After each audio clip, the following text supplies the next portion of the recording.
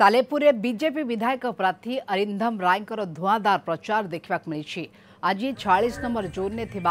विश्वेश्वर शिव मंदिर पूजार्चना कर एक विराट बाइक रैली रे शताधिक कर्मी को नहीं बालीसाही, चंद्रादेईपुर, बारीगोल, पिकोल, छाणीपुर एवं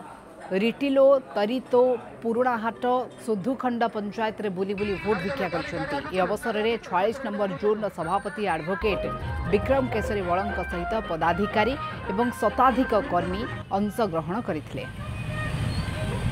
धीरे धीरे धीरे धीरे निश्चित भाव में समस्ते माने मन बांधुचंती एवं माहौल बहुत पॉजिटिव अच्छी माने भारतीय जनता पार्टी पाई मो पाई मु केवल समस्त पाखक पहुँचवा चाहूँगी एवं से यही अनुरोध करने को चाहूँगी एवं आपण माध्यम कहवा चाहूँगी जे मु निश्चय समस्त पाखे पहुँचबी समस्त सांगे देखा करी।